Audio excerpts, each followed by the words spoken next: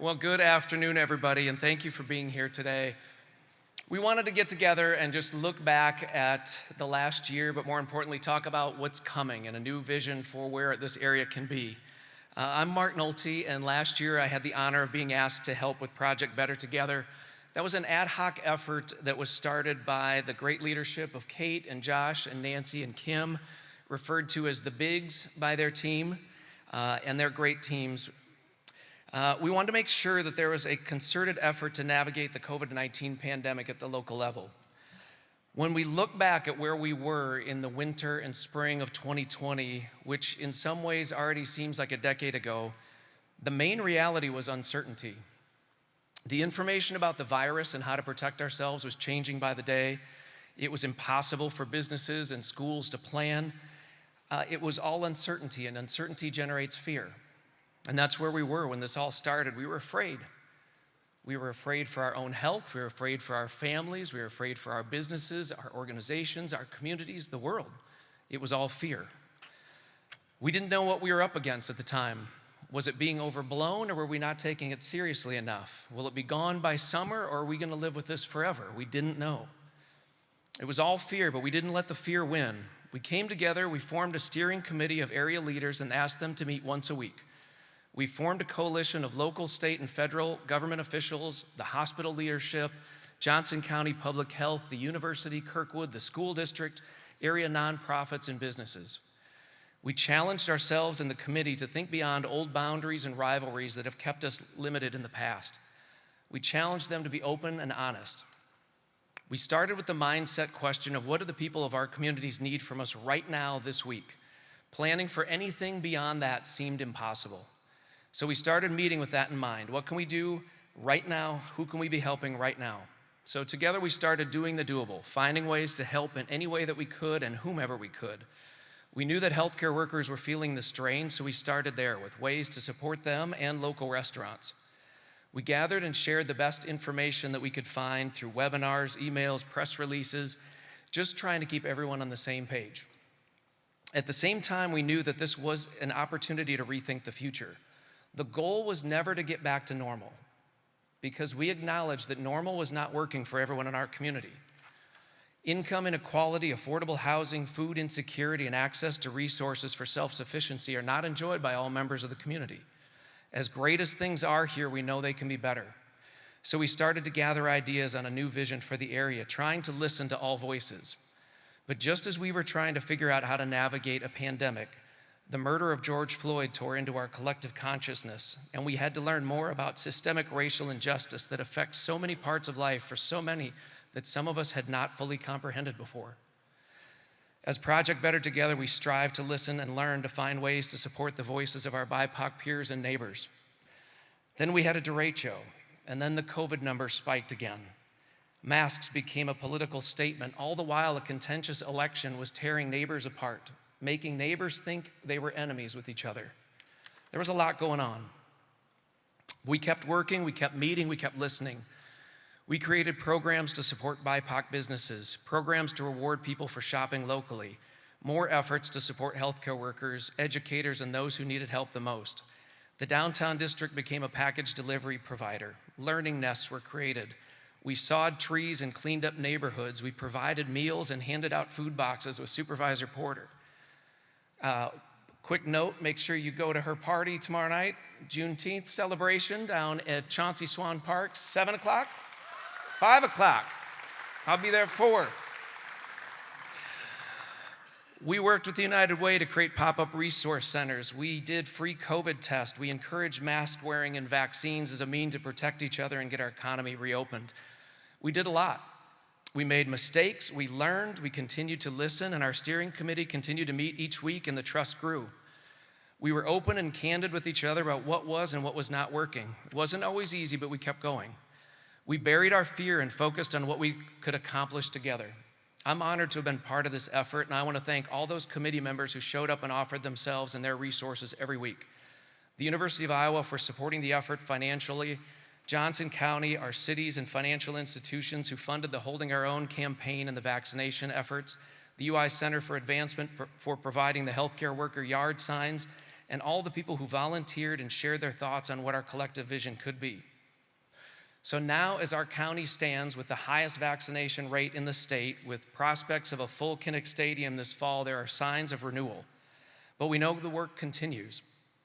Some of the largest, most complex problems still remain before us, but we will make progress by building off the collaboration that this pandemic showed us we have and we will continue to need. I love this place. I love this place so much for all that it is and for all that it aspires to be. We can be the model for others to follow if we have the courage to embrace the changes we need to make and keep pushing forward with our full potential. So today we reflect more on the year behind us, but more importantly, you're going to learn about how a new vision will take shape.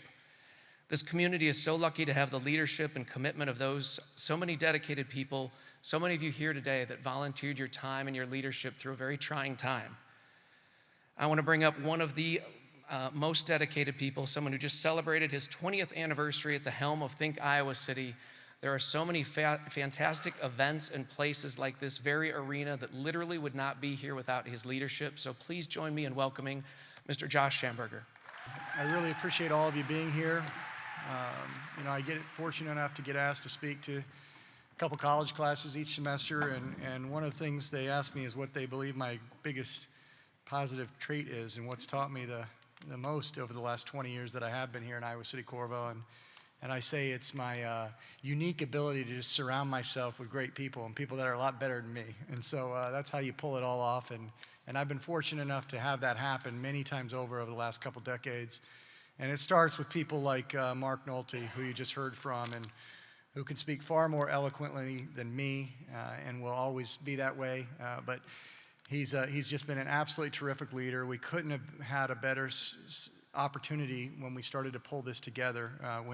When Kim Casco, Nancy Bird, Kate Moreland, and I started talking about a way to just expedite delivery of the information and resources that was coming out at a state and federal level when we got into this pandemic, and then as we carried on. And so really lucky to have Mark and his particular leadership. So one more, please, round of applause for Mark Nolte.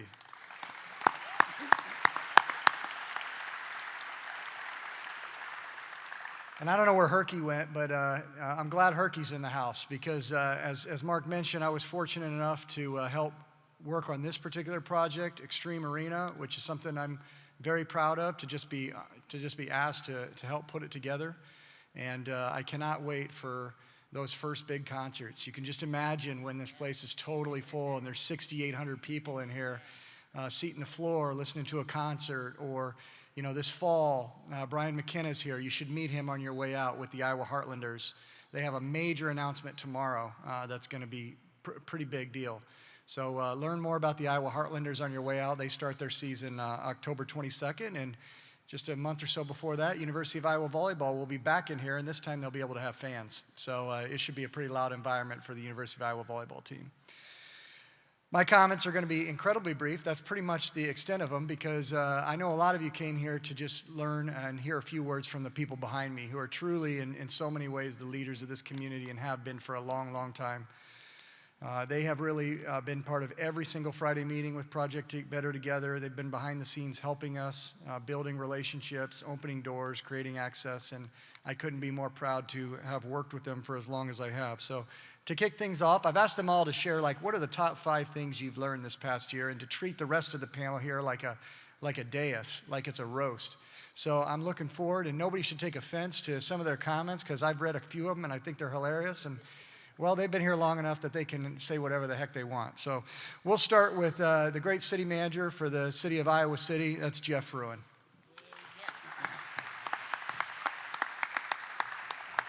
All right, thanks, Josh. Kelly, I was expecting walk-up music and a light show. This is a little disappointing to start, but we'll make a go of it. So, as Josh said, the task at hand was 5 things we learned at this past year. We're gonna have a little fun here. So, number 5 for me, Johnson County showed a ton of love for our healthcare workers.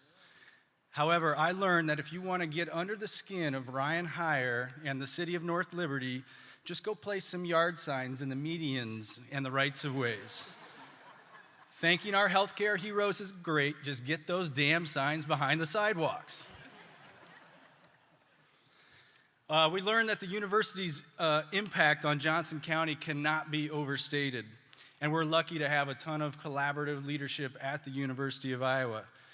Now, if Pete Mathis's influence on the state legislature was half as strong as his Zoom background game, we would never again have to wring our community's collective hands over the annual state appropriation process. Pete's not here to enjoy this, but... All right, we are super excited to be opening existing buildings, and at the same time, quality of life amenities like this beautiful facility are continuing to expand in all corners of Johnson County. Iowa City, we're going to reopen our city hall after a year of closure. That's going to happen July 1st. We're excited about that. And I know it's early, but so far, our attendance counts at City Hall are matching that of the Xtream Arena. Too soon, maybe? Okay, we got number 2 here. We all did a great job adjusting to electronic meetings on the fly, right? Just overnight, we had to figure that out. But I learned that you should never assume that you've seen it all in a city council meeting, because as soon as you do, you will find yourself trying to transition from a porn Zoom bomb back to a speech on the environmental benefits of prairie grass. Not easy to do, true story. All right, last one. Our community is blessed with so many people that can see a need and jump right into action. And we were reminded that Supervisor Royce-Ann Porter is one of those people. She led amazing derecho and COVID relief efforts, and as Mark noted, she's hosting what's going to be a fantastic community event tomorrow with the Juneteenth block party. But one thing I really learned about Supervisor Porter is that it is never, ever a good idea to throw down demands at her at a public meeting. Don't try it. All right, those were the top 5. Thank you.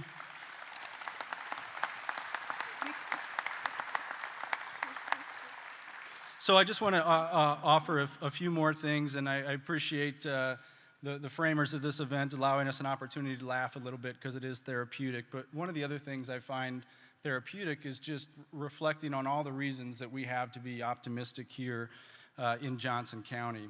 And I just thought I'd quickly outline a few of those from my vantage point. Number 1, the University of Iowa is back this fall. That is super exciting. We're going to have crowds downtown, back on campus, Kinnick and Carver, Hancher, Vachman, the soon-to-open Stanley Art Museum. It is great to know that the UI will be back. And I know we're all anxious to welcome President Wilson to the team and see the impact that she has when she's able to work with the already outstanding leadership team there at the university. But it's not just the University of Iowa. President Sundberg and her team at Kirkwood are doing amazing things, and they are always willing to jump in and be at the table when we're talking about our region's challenges and opportunities. We're fortunate for that. I'm not sure any governmental organization had a more challenging year than our school district. And I want to give kudos to those elected leaders and the staff who worked through a myriad of challenges this past year, but also found time to invest in important foundational programs like the Portrait of a Graduate and Facilities 2.0 plan. To be able to look forward during such a time is quite impressive. Our healthcare providers stepped up huge this past year and demonstrated how critical they are to our community's future, and just how lucky we are to have institutions like UIHC, Mercy Iowa City, and the VA hospital here in Iowa City. Our art scene is ready to explode. From a beautifully restored Englert, world-class indoor and outdoor theater now at Film Scene, a new home that's under construction for Riverside Theater, an expanding Public Space 1, the Nolte's exciting plans for the Iowa Conservatory and James Theater, growing festivals in the area, the list goes on and on. I want to talk about our social service agencies really quick. Their services, the demand for their services was stretched beyond our imagination this past year. And how did they respond? They started new programs, they revamped service delivery, they expanded capacity beyond what anybody believed could be possible. Creative solutions are found in just about every social service agency that we have here in Johnson County, and that's really exciting for us to think about building upon. Was mentioned the leaders of our community and economic development groups, Think Iowa City, ICAD, Downtown District, and Business Partnership. How about them coming together and doing everything that they did this past year? Lots more, the list can go on and on. Our housing market is strong. We're seeing more investment in commercial and industrial property. There's a lot to be optimistic about here. But above all, the biggest reason that I'm optimistic for the future is that because I think this past year has helped unite our community's values. We know we have work to do to lift up those in need here in Johnson County. We have to do a better job of intentionally creating opportunities and wealth building, particularly wealth building opportunities in housing and commercial enterprise for our BIPOC and historically marginalized communities. We know we need to grow smarter when it comes to how we develop as a growing community, because derechos, tornadoes, floods are going to become more and more commonplace like we've experienced. We know we need to expand upon our strong educational and healthcare systems in ways that'll strengthen our economic foundation for future generations. And when I see all these values aligning, it's not just the cities, it's the counties, it's government, it's non-government. That's a really, really powerful thing. Anytime an organization can align community values, success is inevitable. When a community can do it, we can achieve just about anything we put our mind to. And that's why I'm optimistic about the future, and that's why I'm all in on the Project Better Together Vision 2030, and I hope you'll join me. Thank you.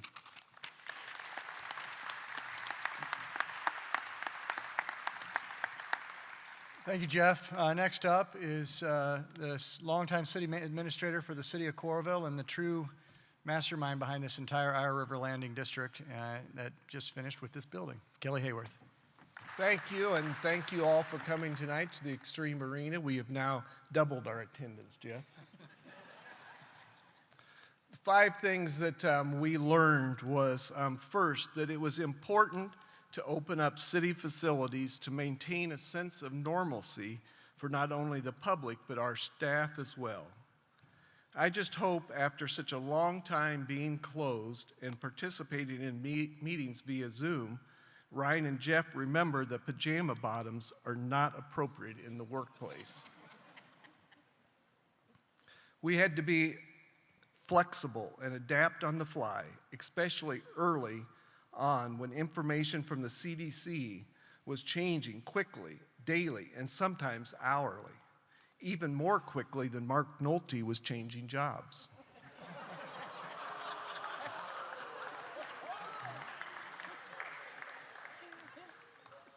Our number 3, the importance of working together, cities, the county, elected officials, staff, Johnson County Public Health, and so on. To see 3 politicians like Mayor Tigg, Mayor Lundell, and Mayor Donahue pushing out the same message was really something. Next thing you know, they will be all selling beer inside a Kinnig. Dave Barry said that when trouble arises and things look bad, there's always one individual who perceives a solution and is willing to take command. Very often, that person is crazy. That brings me to Dave Wilson and Johnson County EMA. They never let us down, whether it was keeping us up on the current state of the pandemic or getting us much-needed supplies of disinfectant, hand sanitizer, and face masks. Dave is a master of procuring supplies. We could not have done it without him.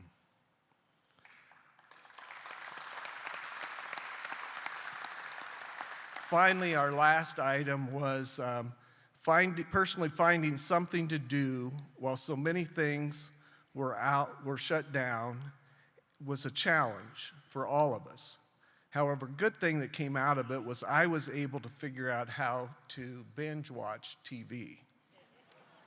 Now, Josh, on the other hand, he took up jigsaw puzzles. He was particularly proud that the puzzle he bought said 3 to 5 years on it, but he finished it in 6 months.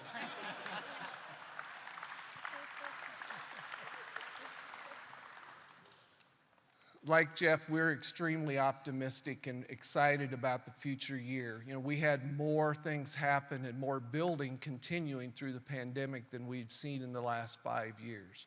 We have over 3,000 housing units on the books today that are being in the process of somehow being built. We have companies like Integrated DNA that is making expansions in our community, and they played an important part in the pandemic and some of the solutions to that pandemic. We have survived some of the retail changes, and we've had significant improvements at Coral Ridge Mall. We have an expanded Shields. We have a newly remodeled Target. We have a new H&M. Here in the Iowa River Landing, we are going to have 4 new retail businesses opening up here in the next 2 to 3 months. So things have continued to progress very positively in our community. We have places like the Coralville Food Pantry that were able to figure out during the middle of the pandemic how they could continue to provide services and provide even more services for our community, and they're going to continue to grow and improve over the next year, and so we're looking forward to some of their announcements over the next 2 months. We have a couple of new things that'll be happening in our area that I'm extremely excited about. The University of Iowa Healthcare's new facility that'll be located in North Liberty is extremely important to our area and our region, our residents, and to the state of Iowa. And finally, the Iowa Heartlanders opening up here in the Xtream Arena October 22nd is really exciting, and we look forward to their major announcement tomorrow and encourage all of you to go out and buy your season tickets as well. So with that, thank you. We are excited and are going to be very active in this Vision 2030, and we look forward to working with our neighbors on that. Thank you.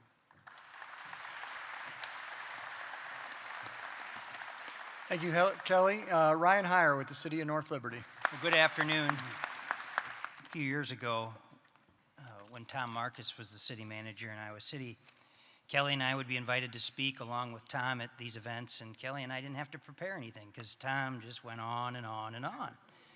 It was nice. Once Jeff came on board, we realized now, we actually have to get our crap together. But after today's speech, I'm thinking he's kind of taken over for Marcus. Okay, so my top 5. Number 5, I learned just how quickly the medical community can adapt and accomplish amazing feats. Maybe if UIHC had initiated Project Warp Speed over a decade ago when they planted that coming soon sign in North Liberty, they'd have their proposed campus constructed by now. Number 4, I learned that Tom Banta has an extremely loose definition of casual work appearance and hygiene. At one point on a Zoom call, I thought I was talking to the caddy in Happy Gilmore. I've been married to a nurse for over 20 years, so I've known for a long time that healthcare workers are amazing. They're dedicated, compassionate, smart, forgiving, tolerable, and pretty. The past 15 months have reaffirmed what I've long known. I see Terry's in the crowd. If you wouldn't mind sharing some of these comments with Stephanie a little bit later, I'm in the doghouse a bit, and this would go a long way. Thank you. Number 2, I learned that Mark Nolte is a fairly handsome man when he's covering up most of his face. And the number 1 thing I learned during this pandemic was after seeing people support each other, care for one another, and focus on what's important, we really are better together. I hate to admit it, but even with Kelly, we're better together. Earlier this month, I had an opportunity to ride across the southeastern United States on my Harley. Josh, it's a bike with a motor, a big motor, in fact, not those goofy pedals. We traveled along the coast through cities like Myrtle Beach, Hilton Head, Savannah, Georgia, and on our way back, we came in a little bit more inland, hitting cities like Greenville, South Carolina, Lynchburg, Tennessee, and Nashville. And like us here, all these communities were well into their opening up process. And also like us, it was clear that they were struggling with similar issues like supply of materials and employee shortages. But here's the thing, none of them were ahead of us in terms of getting back on their feet. In fact, I'd argue that Johnson County, in many cases, is setting the pace. Because of the outstanding leadership of our local public health and emergency management agencies, and the tireless work of our elected officials, school administrators, the business community, social service agencies, our economic development partners, and certainly all of you, we have been and we are ready to move forward. If I could use a golf analogy, I'll ask my caddy, Banta, wherever he's at, to hand me a driver. The aforementioned groups have been diligent and thoughtful throughout this pandemic, and they really have teed us up for success. We are ready to hit them long and hit them straight. From North Liberty's perspective, much like Kelly just mentioned, housing is booming. We have over 500 units and or lots that have been recently approved, with more on the way. We do anticipate UIHC's project to move ahead, and their 60-acre medical campus will certainly have a profound impact on North Liberty, Coralville, and the region. Additionally, we are very excited about Steinler Orthopedics' anticipated 35-acre campus adjacent to I-380 and the residual impacts and opportunities that will result from their development. And finally, Moxie Solar is working on an electrifying development. Electrifying, that's a pun, Kelly, in case you didn't catch that. On their campus that will solidify North Liberty and Johnson County as a progressive, sustainable, and high-tech community.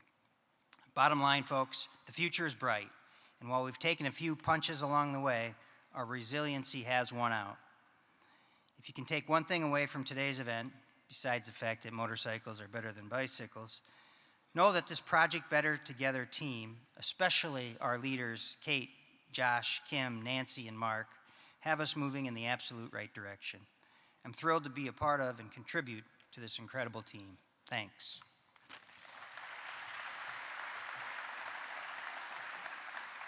Thank you, Ryan. Our last speaker is pretty special. I think everyone knows that.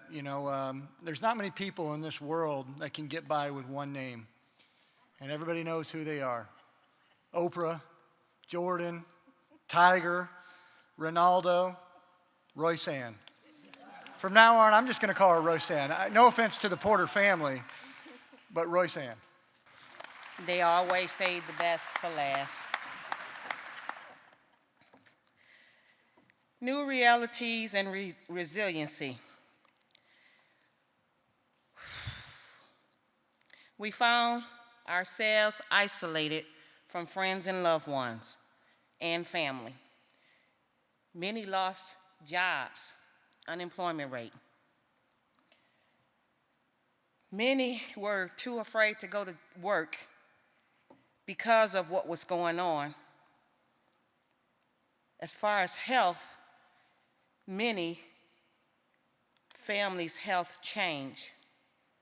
Lots of people lost friends and loved ones to COVID-19. And then we had our social justice issues. They asked me, Josh called and said he wanted 5 things that I've learned this past year during the pandemic. I didn't know what to think, because if it was a pandemic, I slept through it. I didn't know. No, but just kidding. One thing I learned was not to take anything for granted. I'm very blessed, and I don't take anything for granted. Appreciate everything that you have before it's no longer yours. Everything that can change in the blink of an eye could, family and friends. And this past year, along with everything that I was dealing with, the families in the community, I was dealing with my own, because my husband was diagnosed with diabetes, and it's been a long road, and he's back to recovery, but it was horrific. I could have lost my husband, and that made me learn to appreciate what I had. I want to say Mark, Josh, Kate, Tom, Nancy, Kim, all the Zoom meetings, all the ICAD meetings, all the BIPOC business meetings, the Zoom meetings that we have. thank you for teaching us how to multitask. From all our Better Together Zoom meetings, we all learned that multitasking is important. I think we all nailed sleeping and attending a meeting simultaneously is a skill. Because I know y'all did it. I did it too. We did. All y'all did it. That's on them meetings. I fell asleep and woke back up. They were still going on. I would just like to say, for our essential workers, one of the lessons we have learned in 2020 is to appreciate what we have. And essential workers are something we learned to appreciate early on. When states began shutting down, we have learned to value the service they provide to us. They were the ones going to work every day in what felt like a very scary time to be out. They were the ones in the stores we were frightened to shop in. They were delivering mail we thought at the time could be contaminated and make us sick. And of course, they were also the ones taking care of those who had COVID-19 and putting their own lives at risk. And I just want to say our teachers are some wonderful people as well.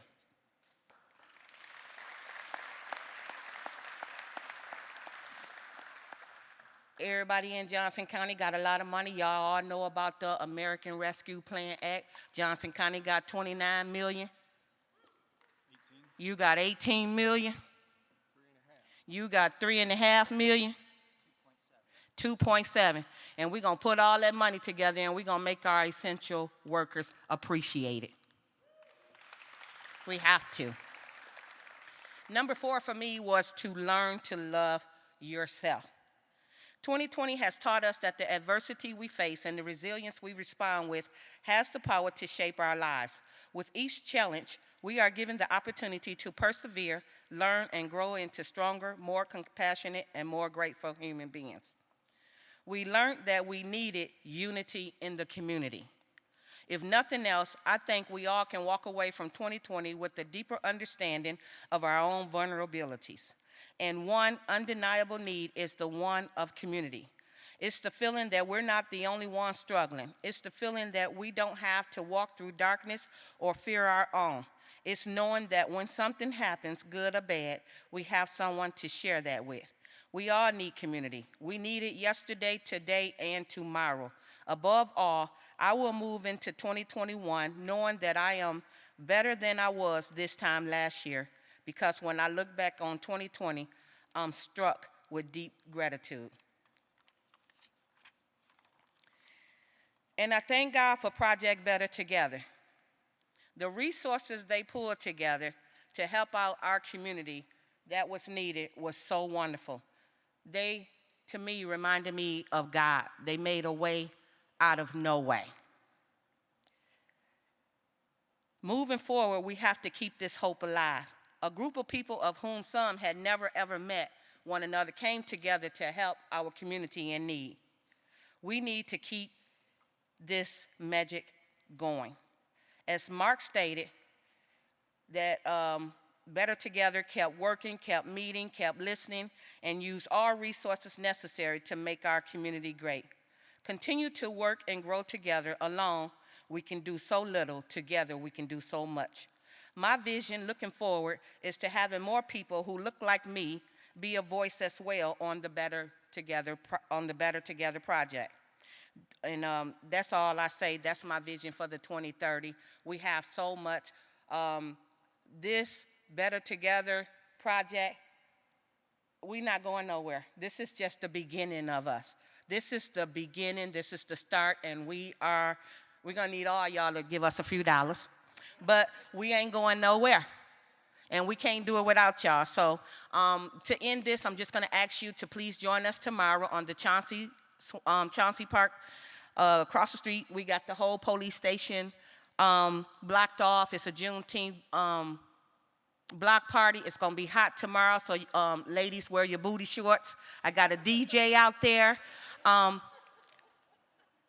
Ryan, Kelly, Josh, and Jeff, bring your grandkids, because I got bouncy houses, I got cotton candy, I got popcorn, I got everything. So free food, come out there, celebrate, enjoy, have a good time.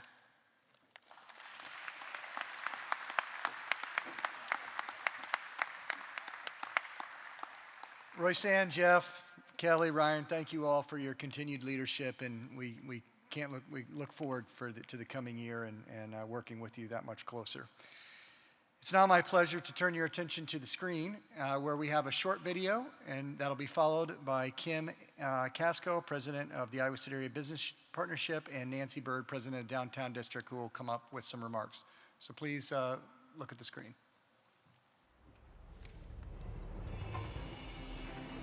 Great calamities often inspire great efforts to work together, and that's what Building Better Together has been all about. For all of us, 2020 will be remembered for the unending perseverance and dedication of our healthcare workers. It is their incredible resiliency and commitment to caring for patients that carried us all through the most challenging times of the pandemic. The community is only going to be as strong as the university is. And so by working together and building trust, the better we will be long term. Resiliency is a matter of adaptability, and we have to adapt when we are struck by a great calamity, pandemic, or a war. We have to become flexible in order to find solutions that will endure. Resiliency is a really important thing for a community. As we go through different challenges and we overcome those challenges, then we have a perspective really looking at those vulnerable, marginalized populations and how they need to be really taken care of, they need to be looked after.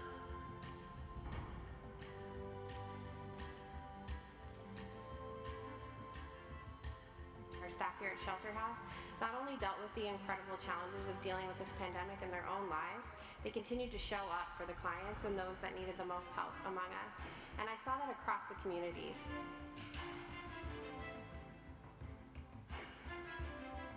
So every crisis presents an opportunity, and I think the opportunity for us in this one is to take the lessons we've learned about how we can work together more effectively and pool resources, create efficiencies in our community, and to further address the opportunity gaps we already knew were there in our system. What I would hope is that we continue to be proactive in things and not wait until something tragic to come along to feel like we need to not work in silos, but that we should all be working together. Building Better Together is bringing a lot of people to the table to figure out what do we have now for opportunities and what do we want to look like in the future. And so bringing those voices to the table makes a huge difference. With this team, this great group of people that came together, we found out that alone we could do so little, but together we can do so much. And we were able to do just that. We were able to see the needs in our community, and we were able to help out.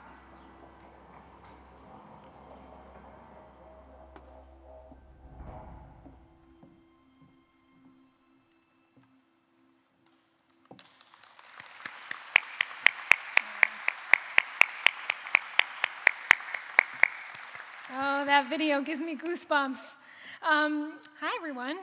Thank you for being here this evening as we celebrate making it through this pandemic, reflect on all that we learned, and look ahead to reimagining a better future.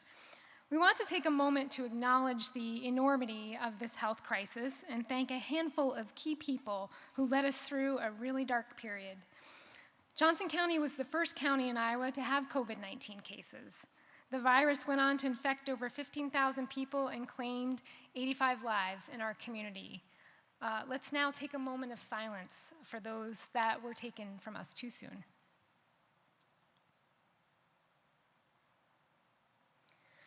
These numbers would have been far worse, and we would not have reached a 70% vaccination rate if it weren't for the amazing healthcare organizations and workers we have in this community and the following 4 individuals leading the charge: Sam Jarvis, Brian Finley, Suresh Gunasekaran, and Royce-Ann Porter.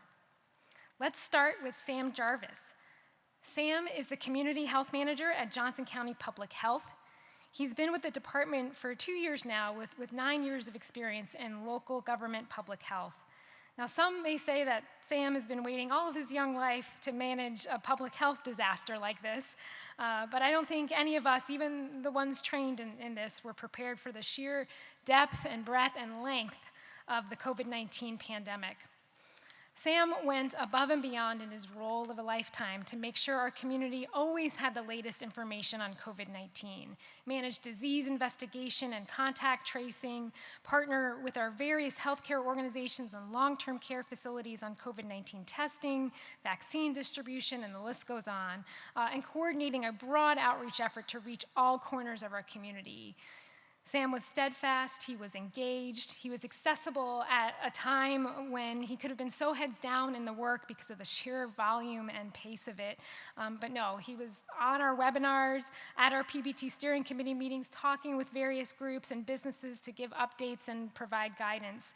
I honestly don't know when he slept, unless it was during Zoom meetings, raise hand. That's very possible. He was just a steady, consistent presence, and we need that. So thank you, Sam, for all you've done for this community.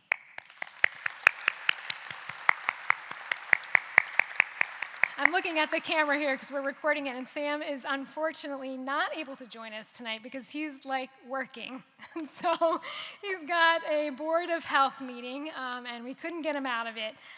So we'll make sure he gets our token of appreciation. But he was adamant that we make sure that we acknowledge his teammates at Johnson County Public Health, and he sent these words for us to share. I am very grateful, and I apologize for my absence. I want to note that all of our very skilled and talented staff made our response successful to our community, and that their dedication to public service is not only commendable, but inspiring. We've done our best to ensure we're talking to as many folks as possible and meeting the needs of our community. So thank you, Sam, and the Johnson County Public Health team. It is my delight to acknowledge Brian Finley. Many may not know who Brian Finley is, but you might be very familiar with the Iowa Vaccine Alert tweet, his Twitter handle. That reached over 25,000 people that were pushing out vaccine alerts to help us get to that 70%. Brian works at the University of Iowa as an in the IT department.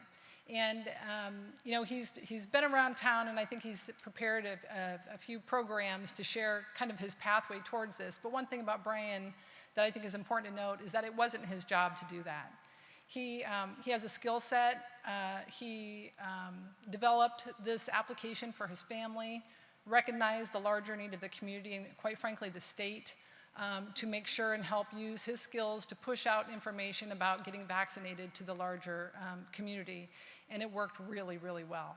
So Brian, we're thrilled with your service and the fact that if we can all learn a little bit something from you about when you have something, a skill, and you see a need, jumping in, because it's really remarkable. And I think the whole county, being at 70% vaccinated, is in large part about your contribution to helping get that word out. So thank you so much, Brian. Come on up, and we have a gift for you. Yeah, I mean, everybody that I've talked to, media, all that kind of stuff, has always tried to, you know, prop up whatever I did as kind of a big thing, and it always just comes back to the fact that the healthcare workers and all, you know, the frontline and essential workers that we've seen go above and beyond for the last year and a half. My wife is a nurse at the Children's Hospital, and so I sort of saw firsthand all the stress and all the extra things that come with that. And you know, when I saw a need, it felt wrong not to jump in and help out. So while this is nice, you know, all the credit goes to the people who know way more and have done way more, and it just seemed like something that I had to do. So thanks for this, and you know, I definitely will be back here for hockey. So. Suresh Gunasekaran. Suresh is the CEO of the University of Iowa Hospitals and Clinics and Associate Vice President of University of Iowa Healthcare. With more than 20 years of experience in the healthcare industry, Suresh came to our community in November of 2018. I don't think we knew at the time just how lucky we were that he chose to come here.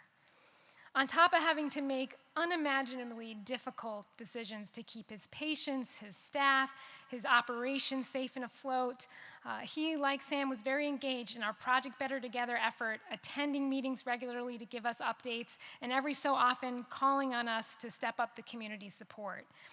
But when he did that, he was also right there with us, such as the time when our COVID numbers were ticking up dramatically and he asked for our support in encouraging the community to mask up. We held a press conference and he was one of the first ones to speak. Suresh is a phenomenal communicator. When we needed an honest, realistic pulse on where we were at, he was the voice of reason and the voice of rally when we all felt crazed and discouraged. He made people, us, his staff, the public, feel supported and safe while managing what must have been the most difficult job on the planet. Thank you, Suresh, for your compassionate and courageous leadership this past year and for all you've done for our community. Please come up and accept this token of our appreciation. How's it going? The podium seems slanted, so I couldn't bring my Corona up here, but in honor of what's going to happen in Kinnick this fall. But in all fairness, thank you. I'm one of 14,000 people who work at UI Healthcare. I accept this award on their behalf. This is a complete team effort. I played a small part, and I'm really proud of what the team was able to accomplish. I grew up in Nashville, Tennessee, and I always tell the story that the only way that I knew about Iowa City was when I was in high school. I had a girlfriend that, actually it was college, freshman year, I had a girlfriend from Iowa City. And I drove all the way up here in my 1982 Honda Accord with no air conditioning to find out that she wasn't that interested in me anymore. And needless to say, it was a shorter than anticipated trip and a very long drive back. And I thought, this is not the way I'm going to remember Iowa City. But I have to tell you that my second trip to Iowa City, this time in 2018, really has been life-changing. I'd worked in healthcare for 20 years, and I had somewhat lost a connection to why we do what we do. And I had been in big cities, Nashville, San Francisco, Dallas, that have world-class healthcare systems, but they don't really have the community support that this community shows to our healthcare industry as a whole. And what I've gained through this entire period of time is a small bit of humanity around what is possible when you try to do the right thing with the right people for the right reason. And if I take one thing through this, I will take with us that we can do the right thing, even when it's not the easy thing, even when it's not the certain thing, but that in the end, we do ultimately win.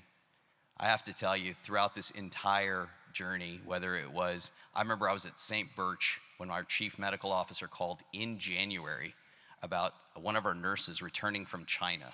Are we going to quarantine this nurse? Because we had heard about this virus, and what should we do? And the mundane aspect of the question was, should we quarantine her? And if we quarantine her, should we give her full pay? That was the reason they were calling me at St. Birch. The decision was easy. Of course, we're going to pay. But the question really was, what is coming? And what does this tell us? And I'll tell you, from that day to this day, the one certainty we've had in Iowa City at UI Healthcare, working with Mercy, working with VA, working with the community pharmacies, working with the school district, working with city leaders, is I was 100% sure we were ultimately going to get it right. I was 100% sure, because we were the right team, and we are the right team, and we're capable of so much. And I think this is just the beginning. So I'm really excited to hear more about what's coming in the future. Maybe they'll let me into North Liberty sometime soon. But in either case, across the entire county, we've got great teams of great people, and we're so proud to be a small part of it. Thank you. I think we could add Suresh to those one name with Oprah and the others. Royce-Ann Porter is our fourth and final. And I know this isn't the first time she's been recognized, and it probably won't be her last, but her bio is really fascinating if you don't know much about Royce-Ann, but she grew up in Michigan, right? And she moved to Iowa through a company, through IBP, lived in Washington County for a while before she came up to Iowa City. And now she's a Johnson County supervisor, she's a social worker, and she's been an advocate for youth services for years and years and years, among other things. So that's just a small piece. But I think all of us got to know Royce-Ann Porter much better this year, especially in light of the pandemic and the mentorship and example she set for taking the vaccine, pushing vaccine drives along with food drives and coupling them. And it was all her own energy. She came up with this stuff, she called the trucks, she got the volunteers there and said, who's jumping in to help? And that's a unique individual to take on all of that work, including supporting other funerals for people who have passed away. I mean, it's really remarkable. So that's one piece of Royce-Ann. The other one is, and I think all of us are more intimately familiar with that over the past year, but she really speaks her truth. And that's admirable at any level. And I think as myself as a leader, I have learned a lot from you, Royce-Ann, and I think all of us have, and saying, there are lines that we draw, and that doing the right thing is something that we can all do together. So with that, I'd like to acknowledge you, Royce-Ann. Please come on up and accept this gift, and a few words, please. To know me is to love me. To know me is to love me. Y'all like y'all can't hear. No, but on a serious note, I came here from Saginaw, Michigan in 1989. I came to work for IBP, so it wasn't hard for me to go out into the rural communities to let them know that I wasn't a farmer, but I had messed with the meat on the kill floor. And they couldn't understand. I literally went to a meeting and had, I said, here's about 89, 90-year-old, a meeting at 7:30 in the morning at the bank at Hills Bank. They invited me to a meeting, and this older gentleman said, hey, are you a supervisor? I said, yes, sir. You're not a farmer. I said, no, sir. But you're supposed to be a farmer. I said, no, sir, those days are over. You don't have to be a farmer. I came here and I worked hard. I worked hard in my community for many, many years. I've worked with so many people. It doesn't matter who you are. I'm here for all people, no matter who you are. And if you got love and compassion in your heart, empathy, the job that I do it and I don't even think about it. And every time I turn around, I'm getting an award.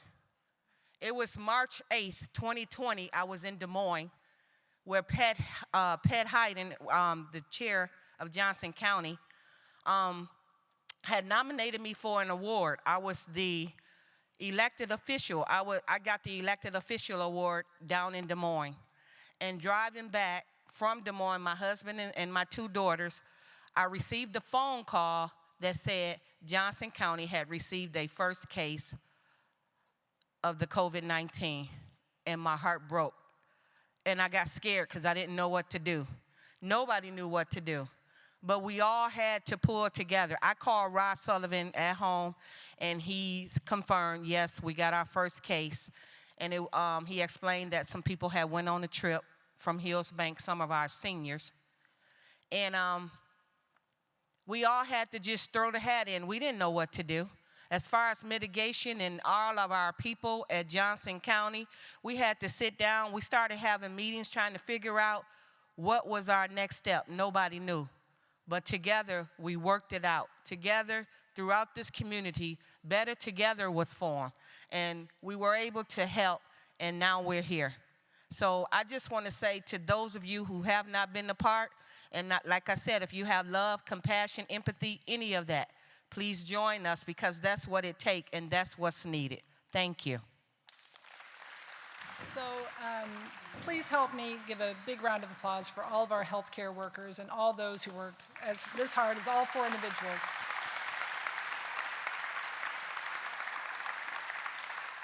We've talked a lot about Project Better Together, but just to share a little bit about the steering committee who came together, community leaders in the healthcare, in the educational section, in the housing sector, in the business sector, in the government sector, all to sit on the steering committee to meet weekly since May of 2020. This is the Project Better Together steering committee that continued to meet and came every single Friday. You know, as all these conversations were happening around COVID and different things in the community that were happening, it was a great group that helped share information so that decisions could be made more rapidly. And I really want to thank this whole entire group. If you're here, if you would please stand. I see some of you, but we'd all like to acknowledge the amount of time and leadership that you gave to inform the other sectors of what was happening so that good decisions could be made. So thank you very much for the steering committee. And last but certainly not least, the 4 of us really want to acknowledge and thank the individuals who work on our teams, especially what became known as our joint comms team. When COVID-19 hit, our 4 orgs quickly realized that we were communicating the same things to our various members and investors and that we could be more efficient by combining forces. And so we pulled together our communications and our marketing folks, and within a couple weeks they had a website set up, they had a weekly newsletter, they had webinar platforms to share out the latest and greatest information. It was just amazing to watch them work. And they coordinated distribution of yard signs and PPE and worked across the community. Our Holding Our Own gift card campaign generated over $800,000 in economic impact. And it was just amazing. And they did this all on top of their day jobs, which are already quite stressful dealing with the 4 of us.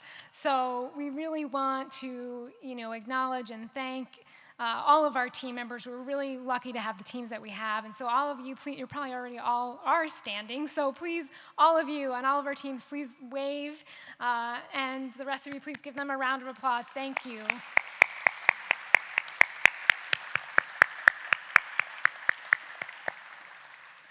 And I'd now like to introduce Kate Moreland, president of the Iowa City Area Development Group, to give us a glimpse into our shared future. You never want to close with the lawyer, but I promise I will be brief. So together we have managed a year of uncertainty, fear, trauma, and grief. But through all that, we've seen innovation, true collaboration, human creativity, and the power of working together. As we move out of crisis mode, imagine if we continue to operate collectively with a growth mindset, creating a vision that can only be possible when we release the past and embrace the future. One where we understand the global trends and everyday challenges of our entire community. We have demonstrated over the past year that we have the tools and the will in our community to take care of one another and face challenges head on. Now is the time to lay the groundwork for our next bold chapter, but we must do it together. In addition to our cities, the county, schools, and our nonprofits, the University of Iowa will be a key partner in this effort. We are excited to welcome President Wilson to our community and look forward to her leadership. The community is critical to the success of these big public research institutions, and I'm really excited about the partnerships that I know I'll develop with people in the community in all aspects, business, nonprofit, the K through 12, and anything in between, because obviously this is the place that the university situates. These are all different stakeholders who care about the success of the university, and we have to be good neighbors and ensure that everything we do influences the community in a positive way. So I'll bring that perspective with me. Here in Illinois, I've been on the board for United Way. I've worked in a lot of our organizations in the community. So lots of experience in this realm and excited to get to know people in Iowa City. Thank you, President Wilson. And today we're excited to announce our plan to create a bold, community-wide, shared future for Johnson County. Better Together 2030. Over the next 5 months, we will be working with futurist Rebecca Ryan and her team to partner with community, to create a vibrant and ambitious vision for the future. Hello, my name is Rebecca Ryan, and I am thrilled, excited, ecstatic to be working with your community on a vision for a shared future through 2030. Now, many of you have worked on visioning processes and strategic plans and so forth. How will this be different? 3 ways. Number 1, we want everyone's input. Anybody who wants to have a voice in this process, we are going to find a way for them to have a voice in this process.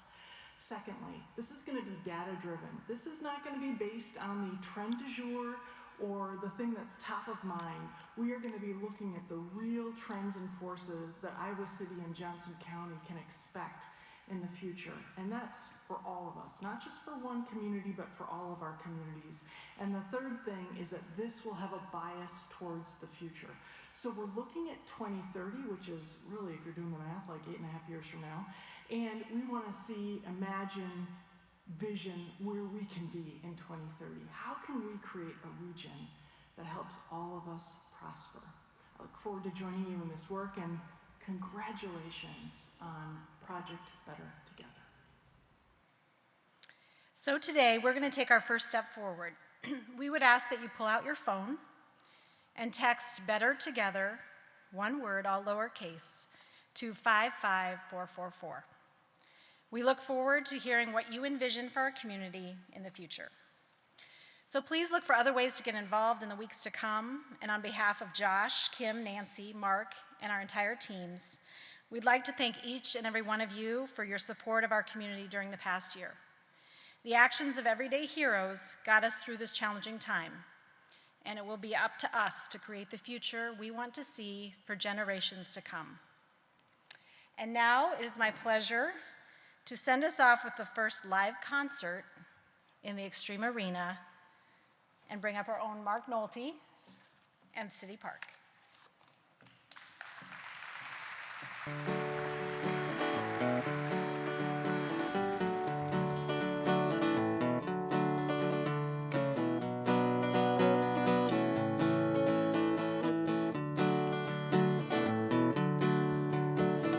Laid awake in bed again, can see it all in your head. Don't know how the road will bend, but twisting in the wind won't keep you fed. How long you willing to wait? How long you willing to wait until you try?